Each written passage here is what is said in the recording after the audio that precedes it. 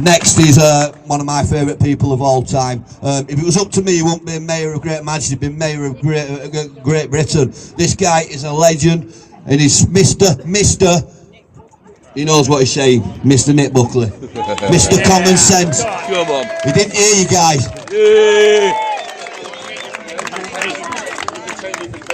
Hello everybody, and thank you for that warm welcome. Let's start off with some facts. The facts is, we're winning. 5 years ago, if I'd have stood here 5 years ago and told you where we were today, most of you wouldn't have believed me. Most of you would have thought, no, we can't get that way. We're going to lose this battle. But because we kept coming out, because you kept coming out, because of social media, because of X and Twitter, this has become a national issue now. And everything we've been doing has been proven to be correct. Everything we said has turned out to be correct.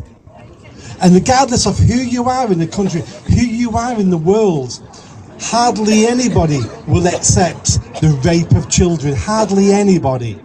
That's why we know we're on the right side. Now, driving here today, I passed a bridge just round the corner, and it said, Home of Cooperation.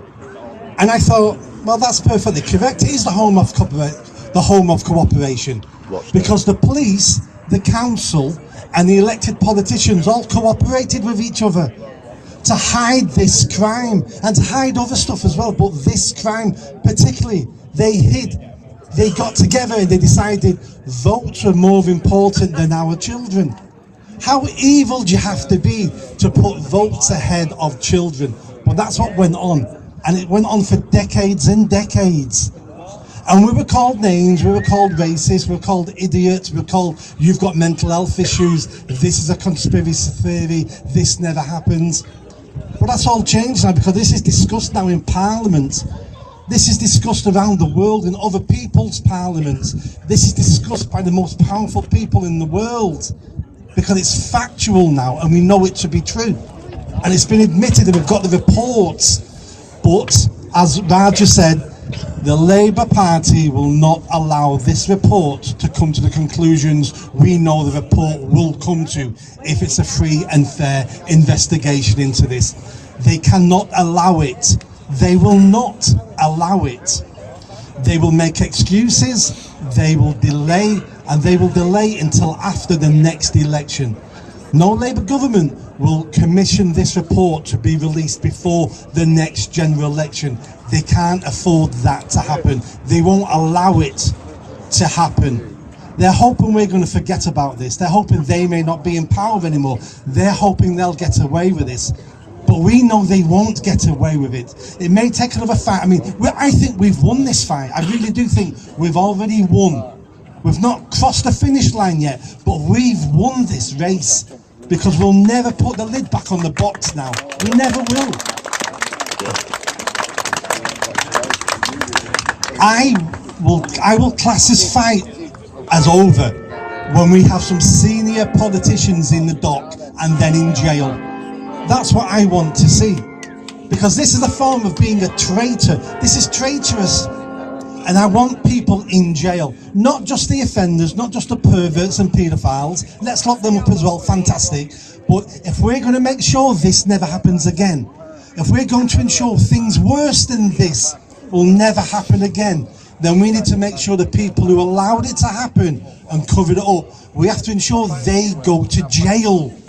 Why shouldn't they not go to jail? At the end of World War II, we hung Nazis for what they did. We hung them.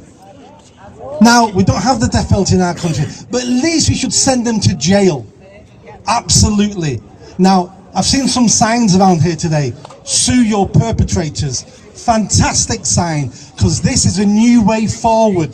If you've not heard about this, there's a gentleman, a solicitor called Robin Tilbrook.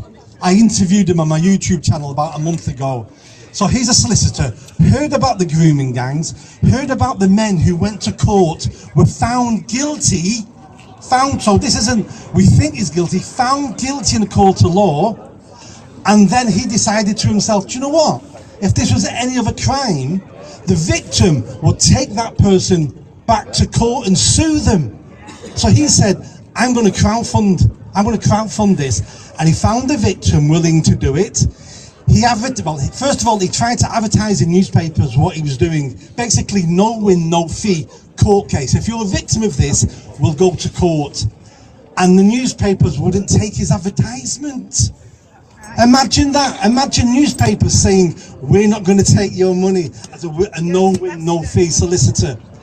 But eventually he found somebody, and he took her perpetrator guilty. He took him to court, and he sued him, and he won.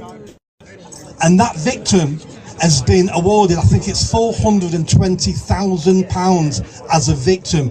And they've took his house. They've took the perpetrator's house, and it's going to auction to be sold. And she's going to get £420,000 as compensation. Now, I call that a victory. I call that compensation for those girls who went through that. I'm talking about other paedophiles. We should be looking, going, oh, do you own a house? Do you own a business? Have you got money in a bank account? Do you own stocks and shares? Because we're coming for that. Because not only are you going to pay by going to jail, we're coming for your money. What did you do? Charlene Tetley, is that her last name, Charlene? She sat on the railway lines. She had nothing all her life. She was raped and tortured. And committed suicide. The perpetrators went to jail, came out, and they lived near her. So she left her town, went somewhere else, but she got no support, nobody. And social services didn't look after her.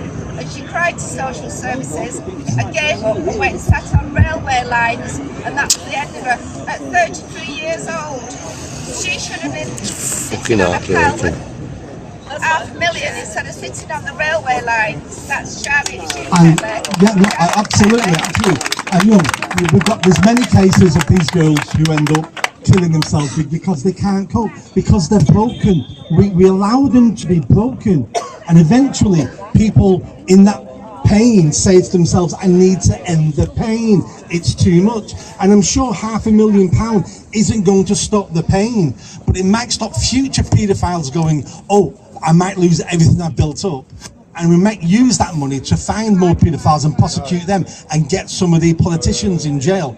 Now, everything we're doing today is on social media. We've got cameras everywhere. Hundreds of thousands, if not millions of people will see these speeches, will understand more what's going on. That's how we know we're winning. And everybody here today, you've contributed to that.